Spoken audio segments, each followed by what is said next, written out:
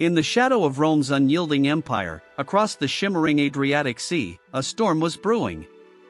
The rugged mountains of Illyria, home to a fierce and unbowed people, simmered with discontent. For years, the Romans had bled the land dry, stripping its gold, silver, and grain to fuel their endless wars. Now, in 6 CE, as Roman legions marched far from Illyria to wage war in distant Germania, a warrior named Bato stood before a vast gathering of his people. His voice echoed through the valleys, igniting a fire of rebellion that would shake the foundations of Rome itself. This is the story of the Great Illyrian Revolt, a clash of iron wills and untamed spirits against the might of an empire.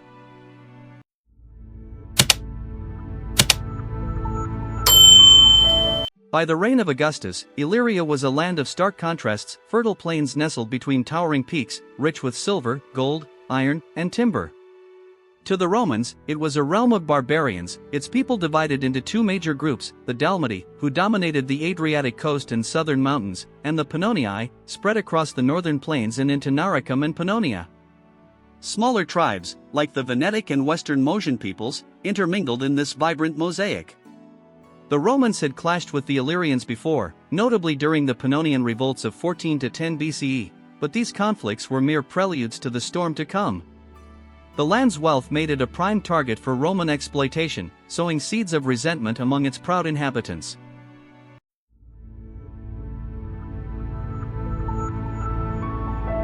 The spark that ignited the Great Illyrian Revolt remains shrouded in mystery, as Roman historians Valerius Paterculus and Cassius Dio offer only fragmented accounts. In 6 CE, Marcus Valerius Messallinus, the proconsul of Illyricum, departed with most of the province's legions to join Tiberius on the Danube, leaving Illyria vulnerable. He ordered the conscription of Dalmatians and Pannonians, who gathered near Sirmium. There, Bato of the Daesidiates, a local war leader, seized the moment. Standing before the assembled conscripts, he declared their numbers proof of their strength, urging them to cast off Roman chains. Historians suggest heavy Roman taxation, including grain levies to combat famines in Italy and funds for the new aerarium militare, fueled this unrest. The Illyrians, tired of exploitation, were ready to fight.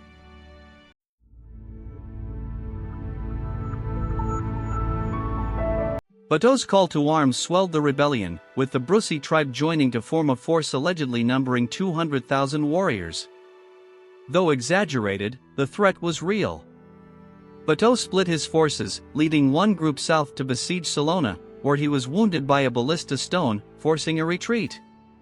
The rebels ravaged the coast, advancing toward Apollonia, where they won a costly victory against the Romans. Another force struck toward Italy through the Julian Alps, sending panic through Rome. Augustus responded with emergency levies, raising veterans and tapping the wealth of senators and equites. Meanwhile, Thracian allies under King Rhointox engaged the eastern Illyrians, and Aulus Caecina Severus, governor of Macedonia, confronted Bato at the river Drava. Despite initial setbacks in the marshy terrain, Roman and Thracian forces repelled the rebels, though Severus was soon diverted by Dacian and Sarmatian invasions on the Danube.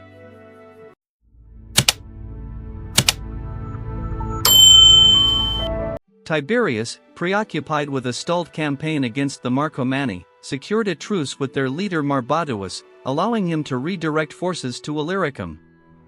Messallinus, leading half of the 20th Legion, defeated Bato of the Brussi in an ambush but struggled against the rebels' guerrilla tactics. At Segestica, Tiberius and Messallinus faced a siege, only relieved by Valerius Paterculus' timely arrival. Despite Roman victories, the Illyrians exploited the winter of 6 CE, harassing Roman camps and raiding as far as Macedonia and Thrace. Augustus, wary of the growing threat, conscripted a new army, including citizens, freedmen, and slaves. Germanicus Caesar, the young son of Drusus, eagerly took command, marching into Illyricum to bolster Tiberius.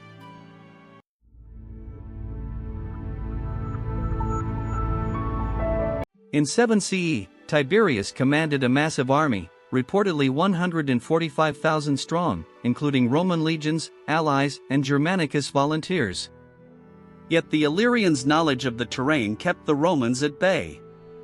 Severus, joined by Governor Silvanus and Rhymtox Thracians, faced encirclement in the mountains due to poor scouting. A desperate stand by Roman legionnaires secured a narrow victory. Advancing up the Bosat River, Severus was trapped in the Volscian marshes but repelled the Illyrians by breaking his army into smaller units. Tiberius and Messallinus pushed from Segestica, while Germanicus subdued the Mazzai near modern Banja Luka. As winter approached, Germanicus held central Illyria, while Tiberius conferred with Augustus in Araminium.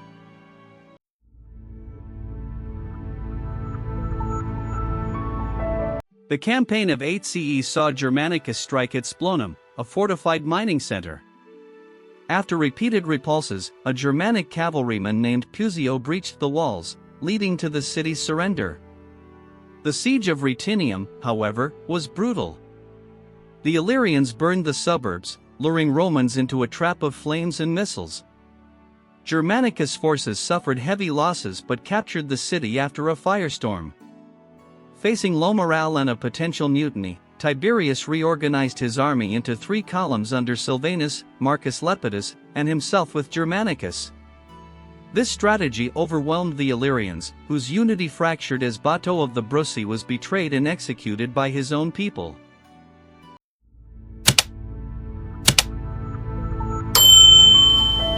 Bato of the Daesidiates retreated to the fortress of Andetrium, a mountain stronghold near Salona.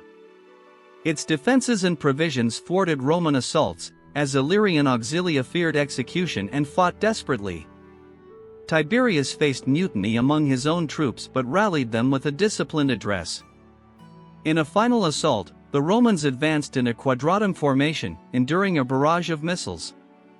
The arrival of reserves caused panic among the Illyrians, who shut their gates, trapping their own men outside. The defenders soon surrendered, though Bato escaped.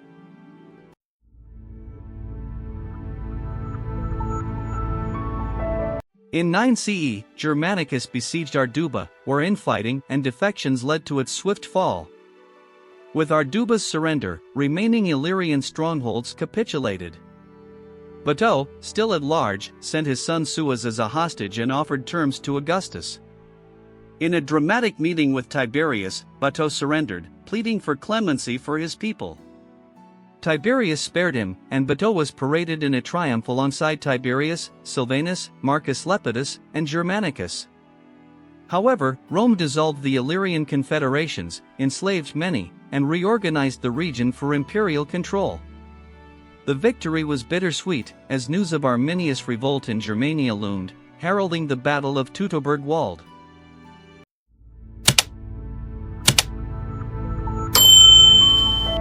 The Great Illyrian Revolt, or Bellum Batonianum, was a testament to the resilience of a people pushed to the brink by Roman oppression.